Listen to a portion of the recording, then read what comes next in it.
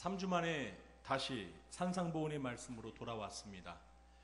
삼천포로 빠졌다가 다시 돌아오니까 우리 성도님들이 전에 나눴던 말씀이 잘 생각나지 않으실 것 같아서 먼저 잠시 지난 시간에 배운 내용들을 복습하도록 하겠습니다.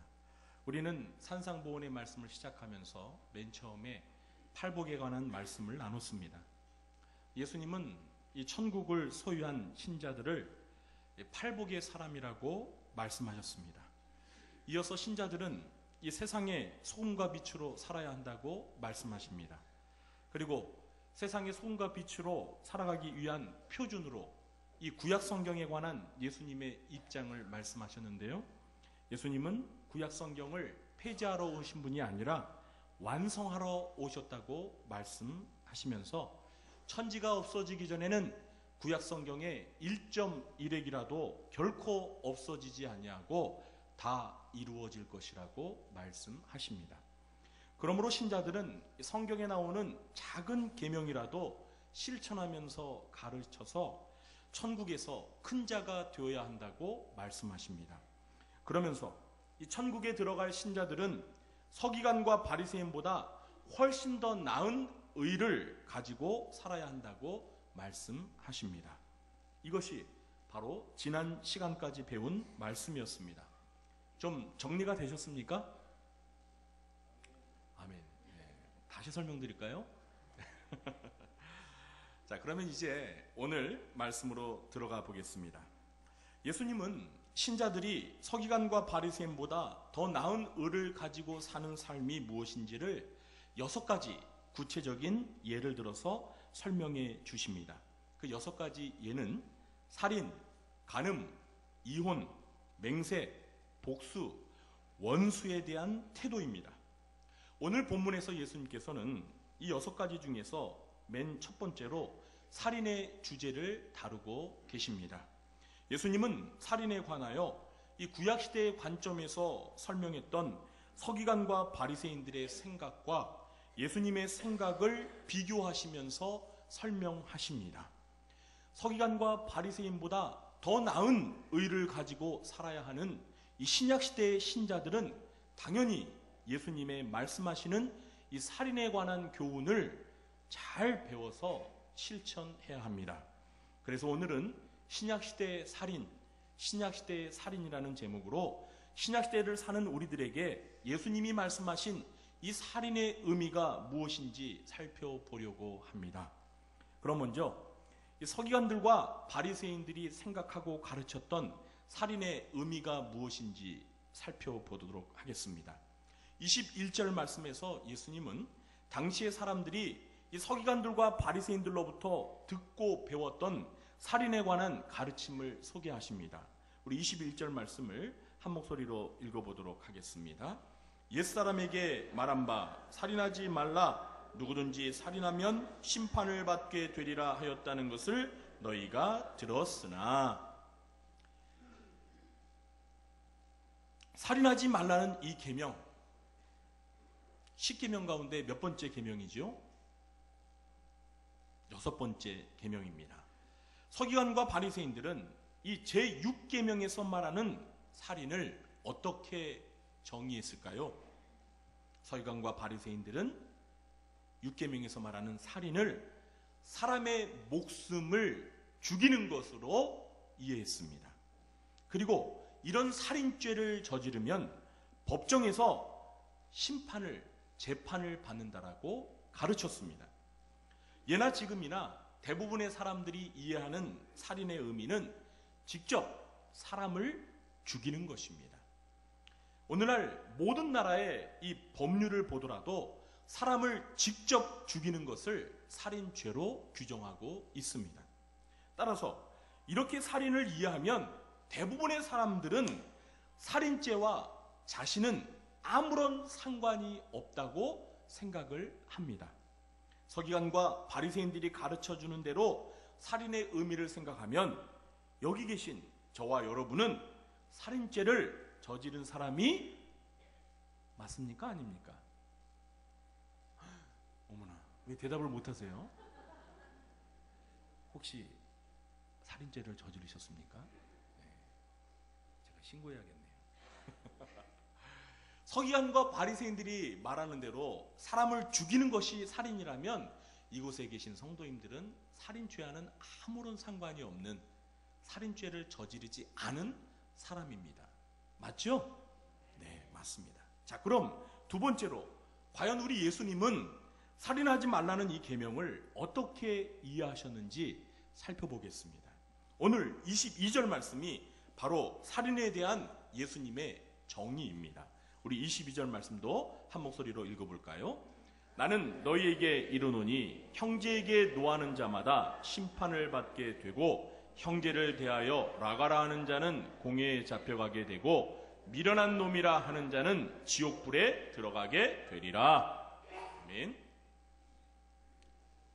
예수님께서는 서기관과 바리새인들과는 달리 하나님의 아들로서 신적인 권위를 가지고서 나는 너희에게 이르노니 이렇게 말씀을 하십니다. 그러므로 우리는 서기관과 바리새인들의 가르침보다 하나님의 아들이신 예수님께서 말씀하시는 살인에 관한 예수님의 교훈에 경청을 해야 합니다. 예수님은 이 살인하지 말라는 제6계명에서 말하는 살인의 의미를 새롭게 해석하십니다. 예수님의 말씀에 따르면 첫 번째, 형제에게 분노하는 것도 살인입니다. 두 번째, 형제에게 욕설을 퍼붓는 것도 살인입니다. 세 번째, 형제의 인격을 모독하는 것도 살인입니다. 먼저 첫 번째, 예수님은 분노가 살인이라고 새롭게 규정하셨습니다. 물론 분노에는 두 가지 종류의 분노가 있습니다. 먼저 의로운 분노, 의분이 있습니다. 그리고 죄악된 분노, 잘못된 분노가 있습니다. 의로운 분노는 이 죄에 대하여 느끼는 분노입니다. 여러분 복음서를 읽어보시면 우리 예수님께서 성전에서, 거룩한 성전에서 장사를 하며 성전을 강도의 구렬로 만든 사람들에 대해서 예수님께서 매우 분노하시는 장면을 보게 됩니다.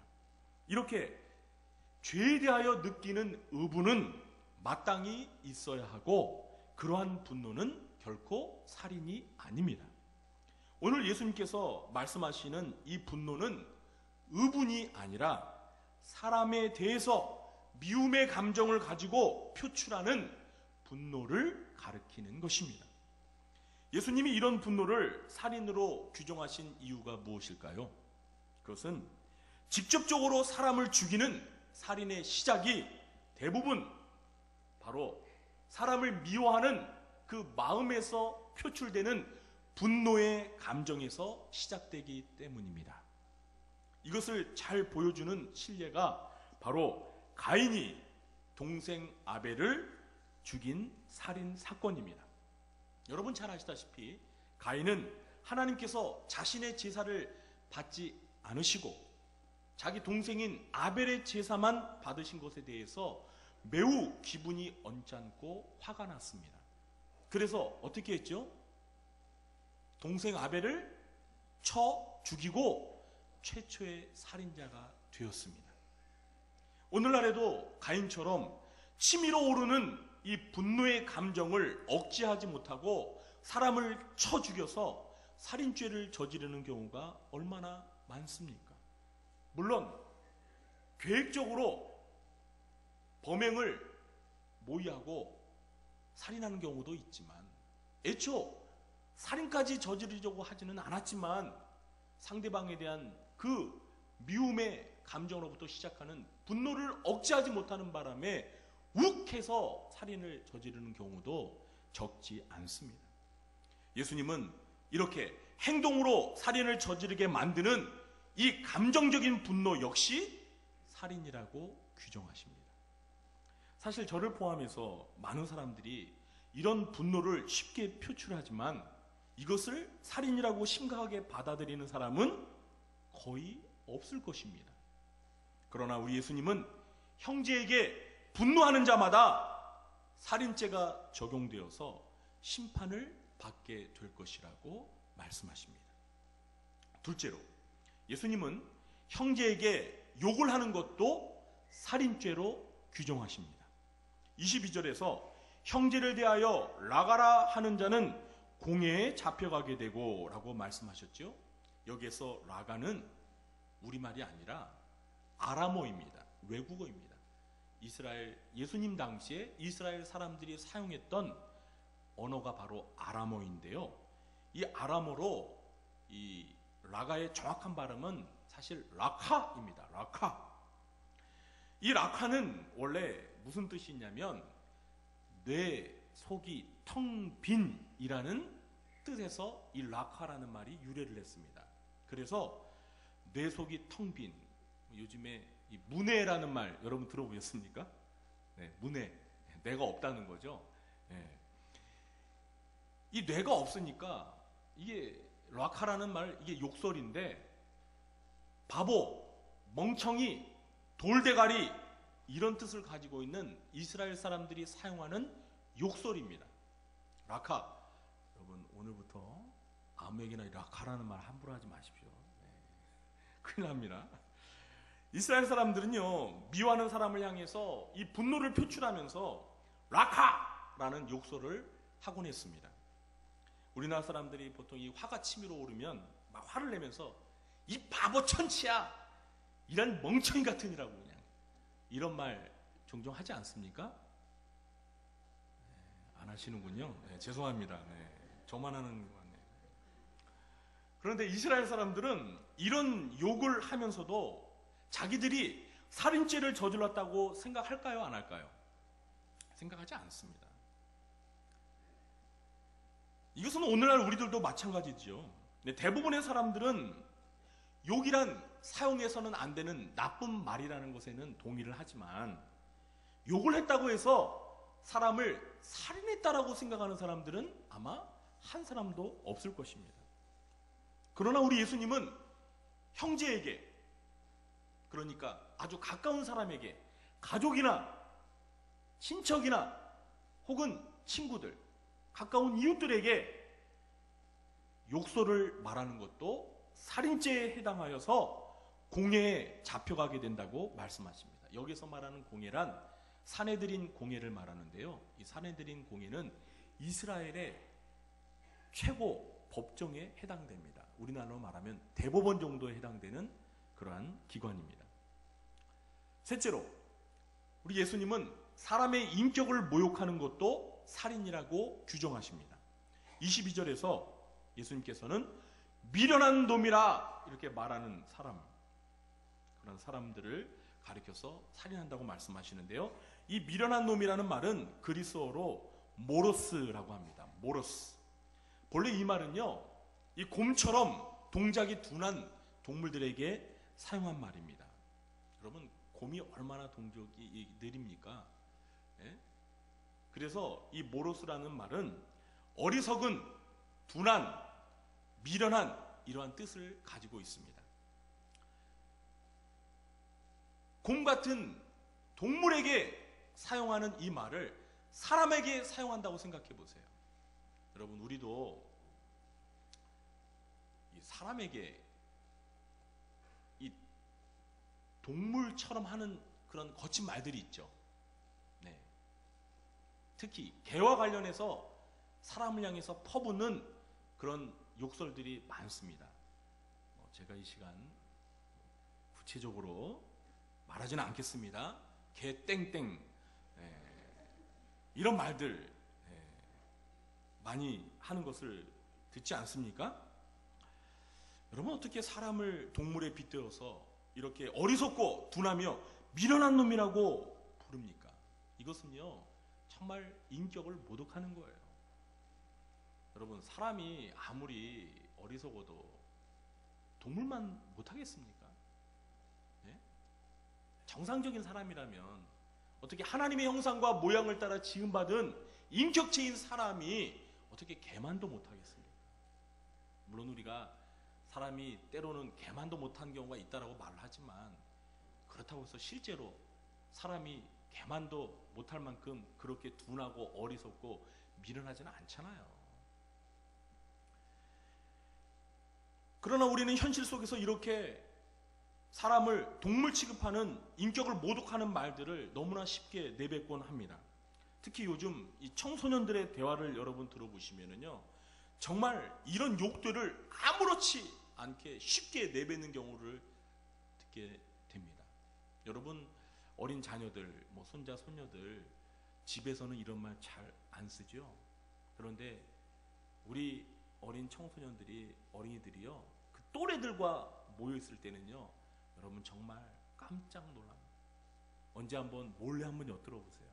그들이 사용하는 이 대화의 언어가요, 전부 다 욕이에요. 욕이 빠지면 말이 성립이 안 돼요. 대화가 안 돼요. 그들의 말을 듣고 있으면은요, 꼭 짐승들이 나누는 대화 같아요. 전부 다 개 있잖아요. 다 동물 얘기만 해요. 욕이 전부 다 그렇잖아요. 동물에 빗대어서 하는 욕들이 얼마나 많습니까? 그런데 문제는 이런 말을 내뱉으면서도 전혀 아무런 양심의 가책을 느끼지 못한다는 거예요. 그러나 예수님은 이런 말을 내뱉으면서 형제의 인격을 무시하는 사람들은 살인죄에 해당하여서 지옥불에 들어가게 되리라고 엄중하게 경고하십니다. 이렇게 예수님에게 살인은 서기관과 바리새인들이 이해했듯이 꼭 사람을 실제로 죽여야만 살인이 아니라 그 살인을 낳게 만든 원인으로 인간의 마음속에 남을 미워하는 이 분노의 감정, 그리고 욕설, 그리고 인격을 모독하는 말들도 살인의 범주 안에 포함시키셨습니다. 이것이 바로 신약시대의 살인의 의미입니다.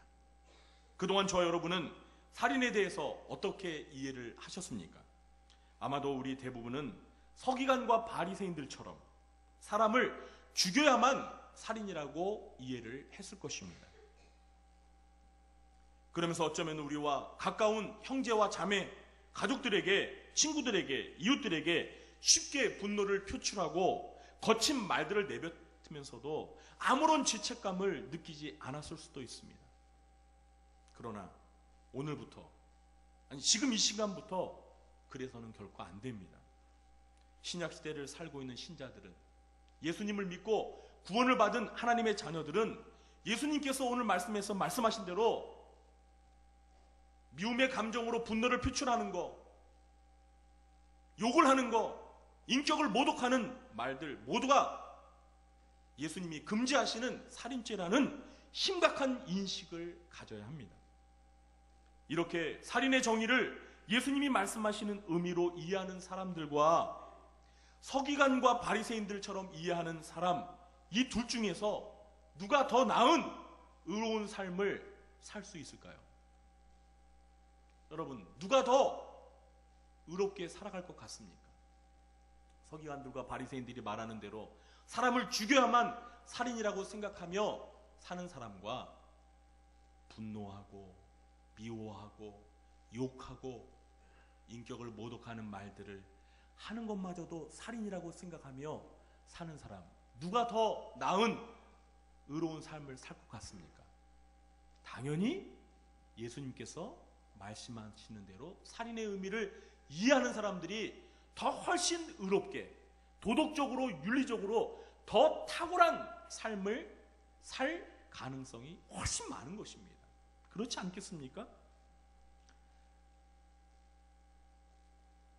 반응이 없으십니까? 네. 제가 말하는 게 좀 틀렸나요? 네. 제가 말하는 게 아니라 우리 예수님이 말씀하시는 것입니다.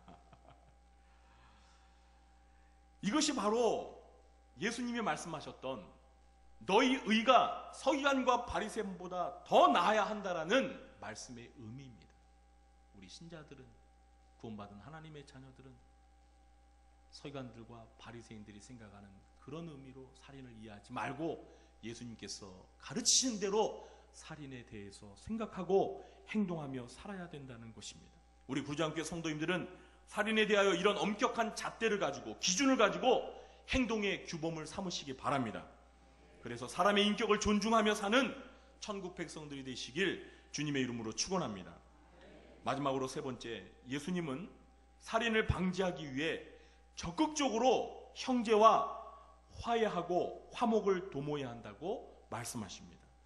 사실 이 살인의 문제는요, 더 근본적으로 인간 관계의 갈등이 원인입니다.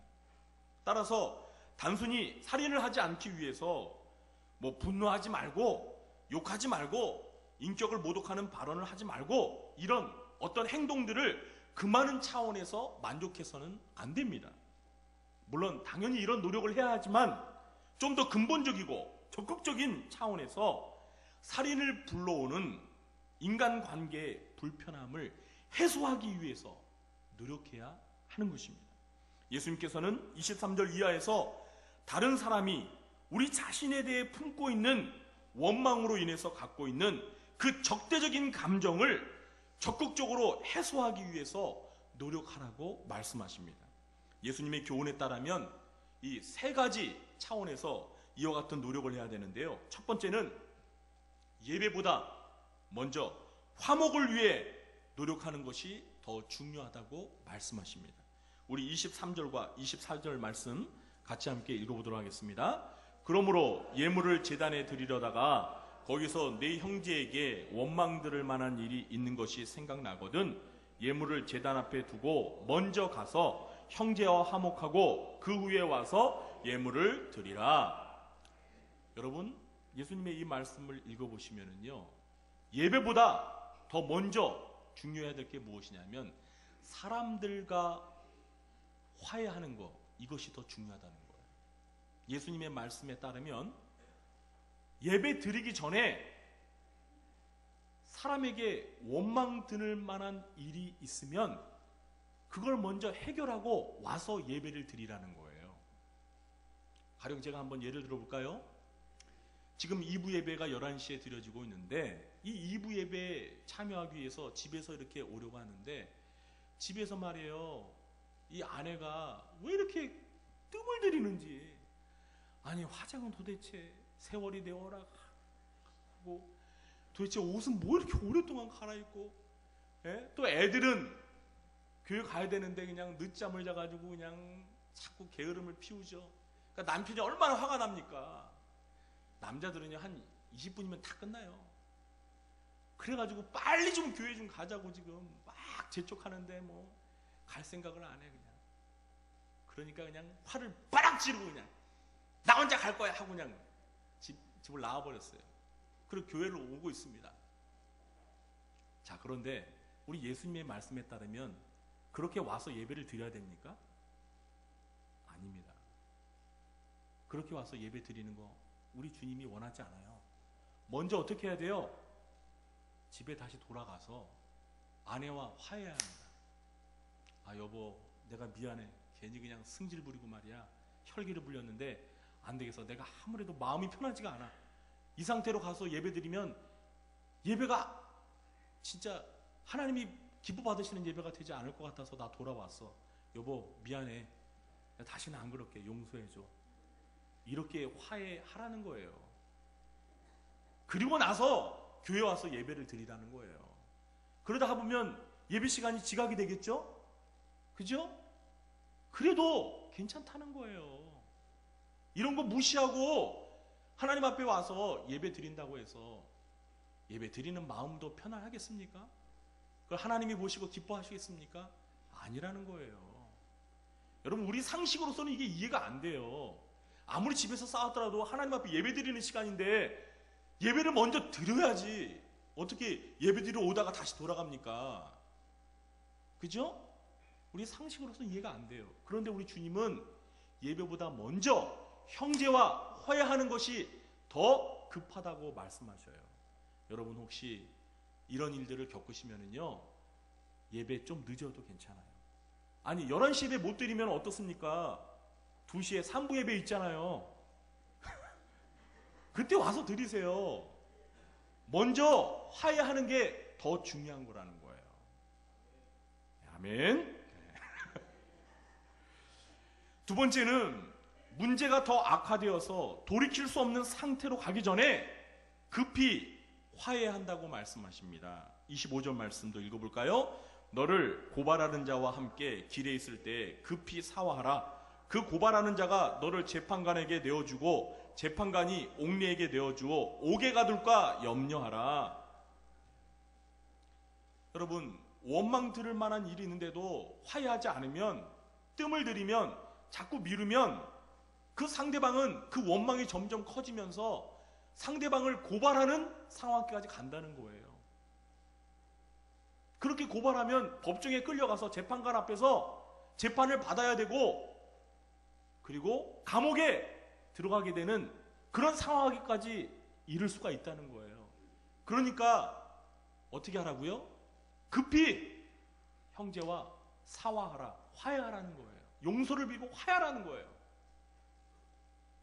그렇지 않으면 감옥에까지 가서 뒤늦게 후회하게 된다는 거예요.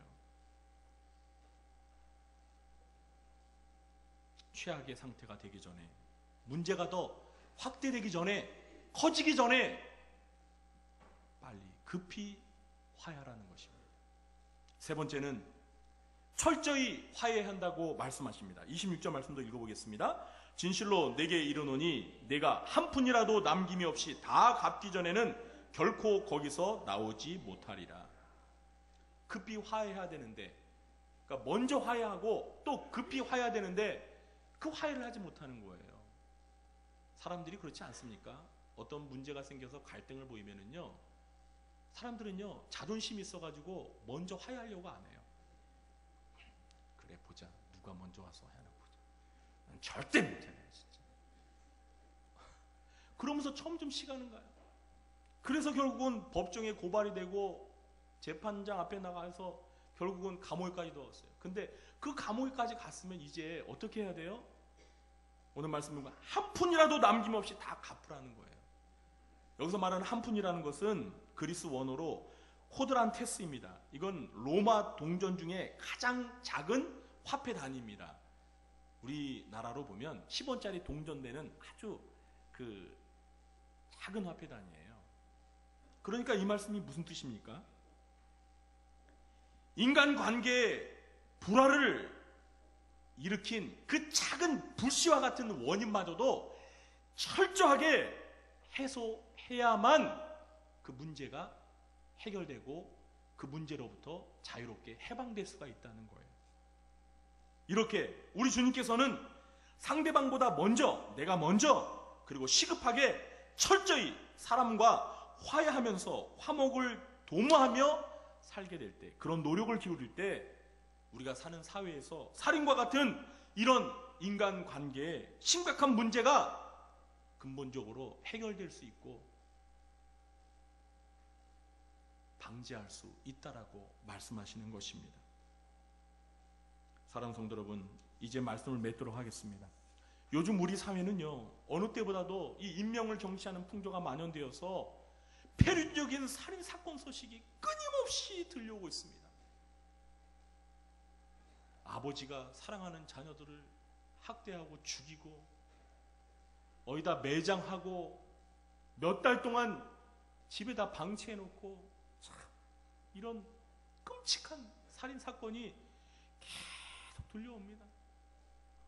사랑하는 성도 여러분, 살인은 사람을 죽이는 것입니다. 사람이 사람과 더불어 살면서 사람을 향해 저지르는 죄 중에 가장 큰 죄가 바로 살인입니다. 왜 살인이 큰 죄입니까? 사람에게 하나밖에 없는 가장 소중한 생명을 해치는 것이기 때문입니다. 여러분, 살인은 복구가 불가능합니다. 다른 죄는 어느 정도 피해 복구가 가능해요. 가령 도둑질 같은 죄는요, 훔친 물건을 돌려주면 돼요. 훔친 물건을 잃어버리면 그것과 똑같은 것을 사서 주면서 용서해달라고 하면 문제가 해결될 수 있습니다. 그런데 이 살인은요, 죽은 생명을 다시 살려놓을 수가 없어요. 타이어는 구멍난 걸 떼어서 재사용할 수 있고, 타이어가 심하게 찢어져서 못 쓰게 되면 스페어 타이어로 교체할 수도 있습니다. 그런데 사람의 목숨은 오직 하나입니다. 스페어가 없어요. 그래서 살인은 사람에게 가장 큰 피해를 안겨주는 범죄입니다. 사람의 존재 자체를 없애버렸기 때문입니다. 이런 살인과 같은 심각한 죄를 방지하는 길은 예수님처럼 살인에 대한 기준을 엄격하게 갖고 사는 거예요. 직접적으로 살인을 가져오는 마음에서부터 미움과 분노와 욕설과 인격 모독부터가 벌써 상대방에 대한 살인이라는 의식을 가지고 이런 행동부터 철저히 금하려고 노력하면서 평소에 화목을 예배의 가치보다 더 귀하게 여길 정도로 힘쓰는 노력을 기울이게 될 때 끔찍한 살인사건과 같은 불행이 발생하지 않게 되는 것입니다. 사랑하는 성도 여러분, 저와 여러분은 그동안 살인에 대해서 어떻게 생각하면서 살아오셨습니까? 우리는 그저 세상 사람들이 생각하는 대로, 서기관과 바리새인들이 가르치는 대로 살인은 사람을 죽여야만 살인이야, 그러니까 살인은 나와 전혀 상관이 없어, 이렇게 생각하면서 사셨습니까? 그렇게 살으셨다면 이제부터 그 가치관을, 살인에 대한 정의를 바꾸십시오. 예수님이 말씀하시는 대로 미움의 감정을 가지고 분노를 표출하는 것이 살인입니다. 욕을 하는 것이 살인입니다. 인격을 모독하는 말과 행동이 살인입니다. 이 정도로 엄격한 기준을 가지고 살아야만, 그리고 우리가 어떻게 해서든지 화해하고 서로 하나가 되면서 화목을 도모하면서 살아야지만, 이렇게 정말 살인이 쉽게 발생하는 이 세상에서 살인을 방지하고 더 이상 살인이 일어나지 않도록 그렇게 할 수 있는 것입니다. 사랑하는 성도 여러분, 오늘 말씀을 잘 기억하시고 인격을 존중하며 생명을 귀하게 여기며 화목한 관계를 이루며 사셔서 살인을 예방하고, 그리고 믿지 않는 사람들보다 더 높은 탁월한 도덕적인 윤리적인 기준을 가지고 거룩하게 살아가는 그러한 천국 백성들이 되시길 주님의 이름으로 간절히 축원합니다. 우리 모두 자리에 일어나셔서 찬송가